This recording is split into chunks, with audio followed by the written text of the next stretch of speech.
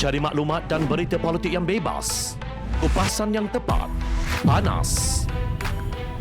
Dapatkannya secara eksklusif hanya di Jom Channel. Komitmen kami, pentasan berita Isnin hingga Jumaat. Berbicara dan isu semasa, kami garapkan secara langsung. Panel-panel berkaliber dan profesional. Interaktif, pandangan anda kami raikan.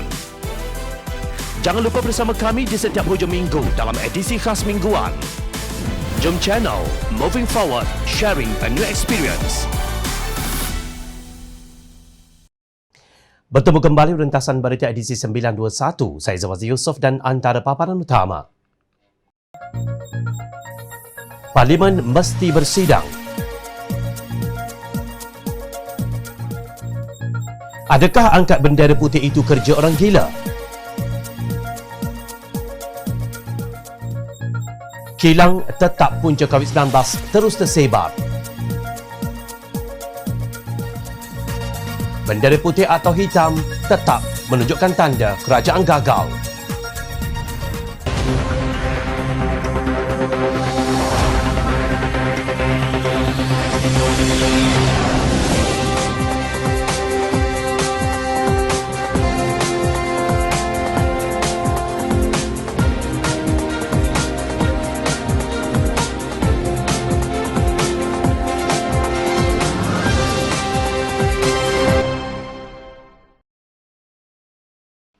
Assalamualaikum dan salam sejahtera. Menteri di Jabatan Perdana Menteri Parlimen dan Undang-Undang Datuk Seri Taqiyuddin Hassan dalam satu kenyataan berkata Kerajaan Persekutuan sentiasa menjunjung titah pandangan daripada kebaginda Yang di-Pertuan Agong dalam semua hal berkaitan pemerintahan negara termasuklah berhubung dengan persidangan Parlimen. Perdana Menteri selaku Ketua Majlis Parlimen telah memutuskan akan memanggil sidang Parlimen secepat mungkin sebelum 1 Ogos. Perkara ini akan dimuktamadkan dalam mesyuarat Jemaah Menteri pada 7 Julai 2021. Sebelum ini, berbagai alasan telah digunakan dalam percubaan kerajaan tebuk atap ini untuk mengelak daripada keperluan membuka semula Parlimen. Antara alasannya, kebanyakan ahli Parlimen warga emas yang berisiko kena jangkitan COVID-19. Setelah Yang di-Pertuan Agong Al-Sultan Abdullah Sultan Ahmad Shah dan Majlis Raja-Raja menitahkan supaya Parlimen bersidang secepat mungkin, keluar pula alasan hendak menubuhkan satu jawatan kuasa bagi mengadakan Parlimen hybrid. Tetapi paling kelakar ialah kenyataan Ketua Penerangan Bersatu, Datuk Wan Saiful Wan Jan yang mencabar Datuk Seri Anwar Ibrahim. Tetapi mana jaminan dan komitmen Ketua Pembangkang dan anak-anak muridnya bahawa sidang Parlimen yang akan diadakan itu wajib digunakan untuk membincangkan isu-isu rakyat dan bukan untuk mengejar impian politik peribadi dengan cara menggugat kestabilan pentadbiran negara. Adakah Anwar sanggup beri jaminan bahawa segala rencana politik peribadi akan dihentikan? Katanya dalam satu kenyataan. Beliau juga mempersoalkan tindakan kesungguhan Anwar dan Pakatan Harapan menyokong titah agung agar Parlimen segera bersidang. Syed Anwar dan anak-anak muridnya begitu galak menyokong kali ini kerana sudah tidak sabar untuk menyambung usaha menggugat kestabilan negara demi untuk merampas kerajaan. Walaupun Yang di-Pertuan Agong dan rakyat mahukan semua ahli berhenti berpolitik sementara negara berperang dengan pandemik COVID-19, Anwar dan muridnya masih rakus ingin merampas kuasa, tegasnya. Begitulah perasaan perampas kuasa. Mereka sentiasa dirundung ketakutan bahawa kuasa yang dipegangnya melalui rampasan kuasa itu akan tumbang. Mungkin Wan Saiful tidak membaca kenyataan yang dikeluarkan oleh penyimpan Maha Besar Raja-Raja Tan Sri Syed Daniel Syed Ahmad dan 7 perkara yang dipersetujui secara bersama Majlis Raja-Raja. Raja-Raja pemerintah berpendirian pentingnya dihormati mekanisme semak dan imbang antara cabang eksekutif, cabang legislatif dan cabang kehakiman untuk menjamin berlakunya tadbir urus yang lebih telus, berintegriti dan bertanggungjawab kepada rakyat, terutama dalam hal ehwal keuangan dan perbelanjaan negara. 2 daripada 7 perkara tersebut menyebut nyawa dan kehidupan rakyat masih diutamakan mengatasi perkara-perkara lain. Dan perkara ke-6 yang menyatakan pentingnya sebuah kerajaan yang stabil dan mendapat keyakinan serta mendapat sokongan majoriti rakyat. Jelas, 2 perkara itu menunjukkan Raja-Raja Melayu sudah tidak yakin Kerajaan Perikatan Nasional dapat menangani masalah masalah yang dihadapi rakyat dan negara. Bukan itu sahaja, Timbalan Yang di-Pertuan Agong Sultan Nazrin turut mengingatkan rakyat negara ini yang beragama Islam supaya melakukan tindakan mengikut syariat Islam yang disuruh oleh Allah menerusi khutbah Jumaat di negeri Perak. Kalau kenyataan Yang di-Pertuan Agong dan Raja-Raja Melayu itu tidak mengisafkan gerombolan tebuk atap, kita tidak tahu apa lagi yang boleh membuka mata dan telinga mereka. Dalam pada itu, Majlis Presiden Pakatan Harapan memandang serius kenyataan media Istana Negara yang terbaru yang bertarikh 29 Jun 2021. Menurut mereka, ini merupakan kenyataan yang amat bersejarah kerana kali ketiga Yang di-Pertuan Agong menzahirkan pandangan bahawa Parlimen boleh dan perlu bersidang.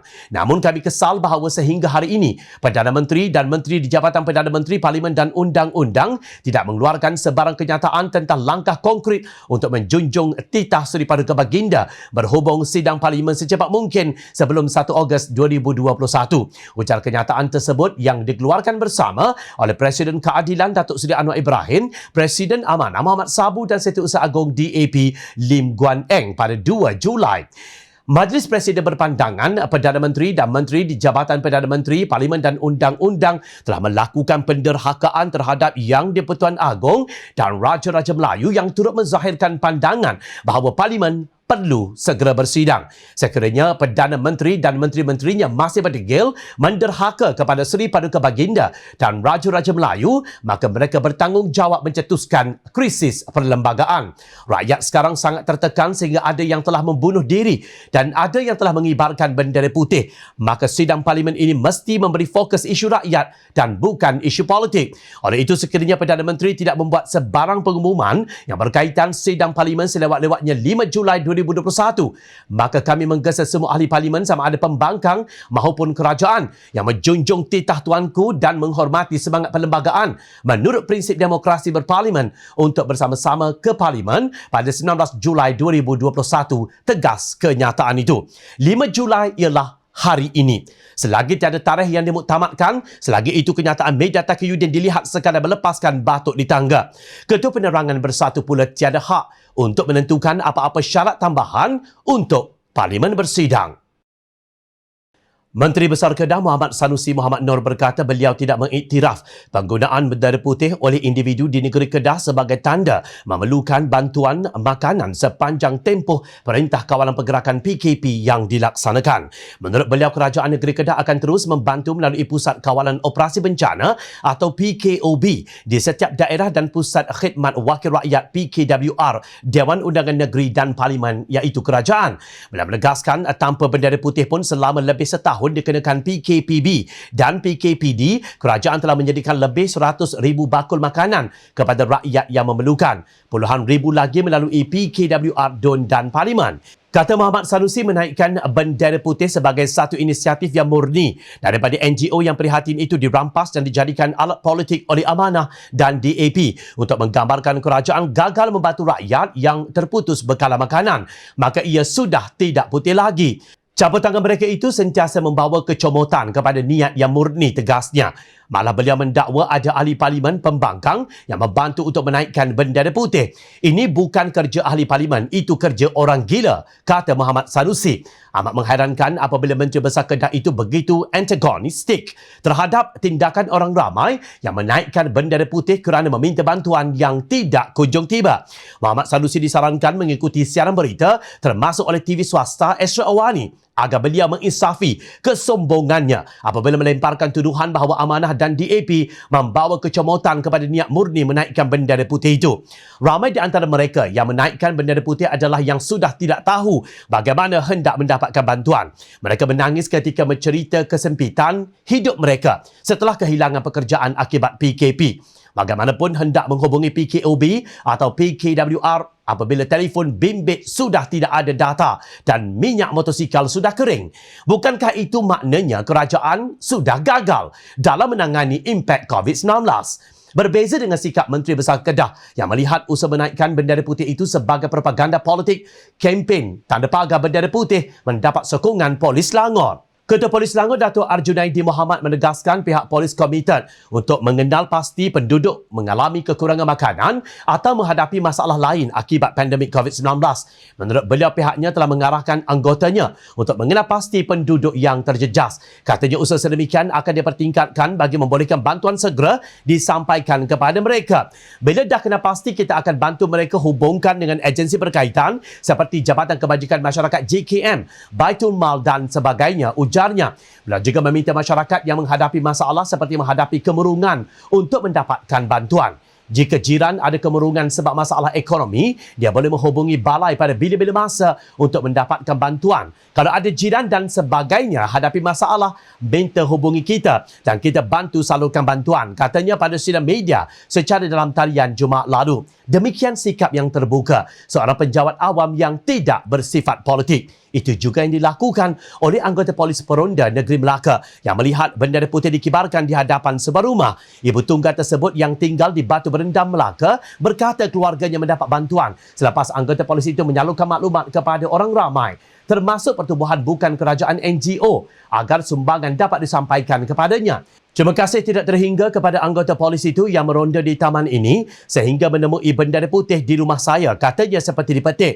Menurut laporan, beberapa agensi kerajaan negeri Melaka termasuk Majlis Agama Islam Melaka MAIM akan berusaha membantu keluarga berkenaan. Nah, itulah manfaat yang didapati menerusi kibaran bendera putih. Mereka bukan orang gila tetapi anggota masyarakat yang hilang punca pendapatan. Jom channel menghargai kerjasama pihak polis dalam perkara ini. Sikap pihak polis adalah selari dengan syarikat, NGO dan individu yang tampil membantu mereka yang memerlukan bantuan setelah menaikkan bendera putih tanpa mengira bangsa, agama dan pegangan politik. Justru tidak perlu melatah dan sentap apabila mereka yang memerlukan bantuan memilih untuk menaikkan bendera putih sebagai pendekatan yang mereka fikir paling berkesan. Janganlah bangga sangat dengan peruntukan RM300,000 untuk satu parlimen itu. Jika setiap keluarga mendapat agihan RM100, ia hanya cukup untuk 3,000 isi rumah sahaja. Selebihnya, nak makan apa? Siapa yang berpropaganda sebenarnya?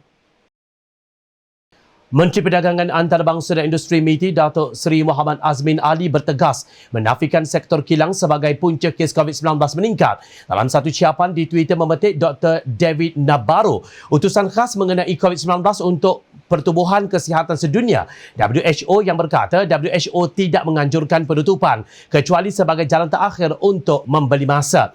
Menurut Azmin, pendekatan pragmatik dan fleksibel untuk menangani wabak itu perlu diambil. WHO telah memberi amaran kepada ekonomi dunia agar tidak mengalami kerugian akibat kerosakan ekonomi yang melampau, terutama yang mempengaruhi mereka yang berpendapatan rendah, siapnya pada 2 Julai lalu. Sebelum itu, Azmin berkata hanya 5 hingga 10% daripada jumlah keseluruhan COVID-19 adalah daripada sektor perkilangan dan pembuatan.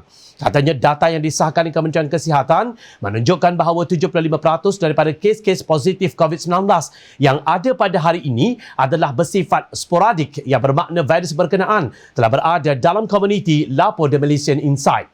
Namun kenyataannya bercanggah dengan Menteri Besar Selangor Datuk Seri Amiruddin Syari yang berkata mengikut angka dan data terkini sepanjang bulan Jun 91% kluster di Selangor berpunca daripada pekerjaan, iaitu 80% kluster perkilangan dan 11% kluster tapak binaan, bersamaan dengan 125 kluster daripada dua sektor ini. Katanya dalam satu pengumuman khas Selvax secara maya pada 30 Jun lalu. Program Vaksin Selangor atau Selvax adalah usaha Kerajaan Negeri Selangor mempercepatkan proses vaksinasi rakyat dengan mengenal pasti kumpulan sasaran, iaitu Selvax Community, serta memelihara pekerja Selvax Industry. Amiruddin berkata Selvax Community akan memberi manfaat kepada 250,000 warga Selangor yang belum divaksin, manakala Selvax Industry adalah program berbayar yang terbuka kepada syarikat secara sukarela dengan sasaran 1 juta pekerja. Kerajaan negeri menyasarkan sehingga 181,000 dos bagi penerima Selvax Community secara percuma menjelang akhir Julai ini. Bagi Selvax Industry pula, kita sedar dan harus mengakui sejumlah besar kes saat ini berpunca daripada kluster tempat kerja, tegasnya. Justru itu, kata Amiruddin, kerajaan negeri menyediakan 2 juta dos vaksin bersamaan 1 juta pekerja termasuk pekerja asing dalam usaha melindungi semua daripada penularan wabak berkenaan. Beliau berkata dengan pemberian vaksin kepada pekerja kilang dan industri, negeri Selangor dapat mengawal dan mengurangkan kadar perebakan COVID-19 secara tidak langsung akan melindungi semua pihak. Tambahnya lagi, usaha Selvax Industri melengkapkan inisiatif Program Imunisasi COVID-19 Kebangsaan atau PICK di peringkat pusat mendapat sambutan yang memberangsangkan. Antara syarikat besar yang menyertai program ini adalah Pasaraya 99 Speedmart, ERNST and Young, GLC Gergasi seperti Telekom Malaysia serta Touch and Go, juga syarikat binaan terkemuka seperti EcoWorld dan Tropicana. Penting dinyatakan di sini syarikat yang mengambil bahagian tidak dibenarkan mengenakan sebarang kos ke atas pekerja mereka. Ini termaktub dalam perjanjian dan borang consent form. Tindakan undang-undang boleh diambil kepada para majikan yang mengenakan caj bayaran kepada pekerja, menurut Amiruddin. Katanya matlamat utama pelaksanaan Selvax adalah untuk melengkapi pelaksanaan PICK dan memastikan imuniti berkelompok dicapai. Ini satu soalan mudah untuk Azmin. Bagaimana virus COVID-19 boleh berada di dalam komuniti kalau tidak dibawa oleh pekerja kilang yang berinteraksi dengan komuniti? Malah Azmin turut dibidas oleh pemimpin rakan sekongkolnya dalam Kerajaan Perikatan Nasional, Ketua Pergerakan Pemuda UMNO Datuk Dr. Ashraf Wajdi Disuki. Menteri MITI ini rasanya sudah mati rasa, masih mahu mempertahankan pembukaan kilang. Tak kalah masih tidak boleh memahami rasa hati rakyat yang menderita akibat PKP sepada masa dan pendekatan total lockdown yang tak berapa penuh yang ternyata gagal berterusan. Katanya dalam satu hantaran di Facebook 3 Julai lalu. Menurut beliau, semua data menunjukkan punca utama penularan COVID-19 adalah daripada kilang. Sejak awal lagi, Pemuda UMNO setuju total lockdown untuk tempoh 14 hingga 21 hari dengan syarat ada bantuan dan buatlah betul-betul. Rakyat sudah bosan dan letih kerana dipaksa berkurung dan ber-PKP selama 6 bulan yang sudah meragut nyawa lebih 5,000 orang akibat COVID. Itu tidak termasuk kes-kes bunuh diri yang melangkaui angka 600 orang akibat tekanan. Kalau masih berdegil mahu buka kilang-kilang ini, tiada gunanya meneruskan PKPD ataupun total lockdown. Rakyat biasa dipaksa berkurung hingga menderita berulang kali. Sedangkan tauke-tauke ditatang hingga pandemik menular tiada tanda berhenti. Bidasnya. Mungkin Azmin masih berada di twilight zone yang selesa. Sebab itu, beliau tidak nampak dan tidak mendengar. Jangan lupa tauke-tauke kilang ini bukan menggaji pekerja tempatan, tetapi buruh asing yang murah. Atau nyawa pekerja-pekerja asing ini dan rakyat Malaysia tidak bernilai pada mata tauke-tauke yang dikatakan ditatang oleh Azmin. Belum pun kempen kibar bendera putih sampai ke penamatnya, kini muncul pula kempen kibar bendera hitam. Namun berbeza dengan kempen bendera putih dengan tanda pagar bendera putih yang bertujuan untuk membantu masyarakat yang terkesan akibat pandemik COVID-19. Kemunculan bendera hitam mempunyai matlamat yang lebih jauh.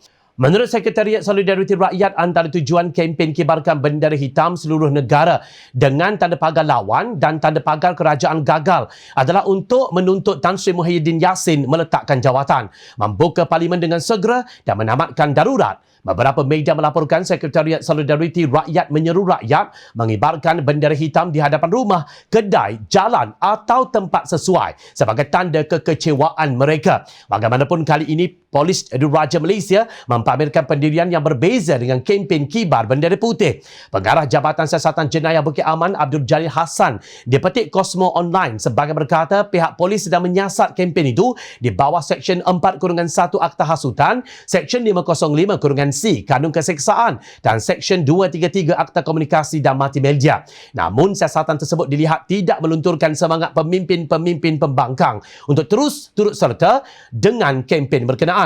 Antara yang terawal mengibar bendera hitam ialah Ahli Dewan Undangan Negeri Paloh yang juga Setiausaha Dapsi Johor Sheikh Omar Ali dan Ahli Dewan Undangan Negeri Kampung Tunku Selangor Lim Yi Wee serta beberapa pemimpin lain. Sementara itu, Ahli Parlimen Setiawangsa pula mengibarkan t-shirt hitam kerana tidak mempunyai bendera hitam. Bagaimanapun, ada yang berpendapat kempen bendera putih harus menjadi fokus terlebih dahulu. Carian Jom Cari mendapati walaupun kempen kibar bendera hitam berjalan, mereka yang mengibarkan bendera putih tetap disantuni dan dibantu tanpa mengena bangsa, agama dan pegangan politik. Namun amat dikesali apabila pihak yang sering menjerit dengan slogan Islam sebagai penyelesaian apabila menjadi kerajaan terus bungkam dan mandul. Tidak ada mana-mana slogan mereka yang diterjemah menjadi dasar yang mantap kecuali menyemai kebencian kepada Pakatan Harapan dengan tuduhan yang tidak berasas. Malah Presiden PAS Datuk Seri Abdul Hadi Awang dalam catatannya di media sosial milik PAS pernah menulis hanya beberapa hari kerajaan Pakatan Harapan berkuasa berkuasa sudah terselah sikap mereka yang melampau terhadap Islam dan kepimpinannya, sedangkan ia satu perkara yang wajib dipertahankan dengan perintah Allah Subhanahu Wa Taala. Duta khas Perdana Menteri ke Timur Tengah bertaraf menteri yang kita tidak tahu apa kerjanya itu menggesa generasi muda supaya tidak mudah terpengaruh dengan media yang didakwanya akan membawa penyesalan di dunia dan di akhirat. Cukuplah perkara besar ini menjadi pengajaran. Jangan ditipu untuk kali kedua, laksana disengat dari lubang yang sama dan haram bersama dengan musuh agama dan umat, sama ada yang nyata maupun yang tersembunyi, katanya. Jom channel serahkan kepada rakyat sekalian untuk menilai siapakah sebenarnya yang telah menipu dan menyengat dari lubang yang sama berkali-kali. Kononnya mahu menubuhkan kerajaan Melayu Islam, tetapi membisu apabila Presiden MCA dengan sombong berkata, saya tidak mahu dengar selepas ini orang kata ini kerajaan Melayu Islam. Di mana kerajaan Melayu Islam apabila cabutan khas judi 4 nombor dinaikkan kepada 22 kali setahun setelah diturunkan oleh Kerajaan Pakatan Harapan menjadi 8 kali. Maafkan Jom Channel kerana terpaksa mengulanginya berkali-kali. Ini kerana Jom Channel tidak mahu rakyat ditipu berkali-kali oleh para penunggang agama. Apakah pilihan kita setelah begitu ramai yang kelaparan, mengalami depresi dan bunuh diri selain menaikkan bendera putih atau hitam yang menjadi bukti bahawa kerajaan ini gagal? Rakyat bukan pak turut yang bodoh. Rakyat sentiasa memerhati. Teruskan bersama kami di Jom Channel dan layar reporter jomchannel.net untuk mendapatkan berita politik tanah air. Saya Zawazi Yusof. Terima kasih untuk perhatian dan penilaian yang anda berikan. Assalamualaikum. Jumpa lagi.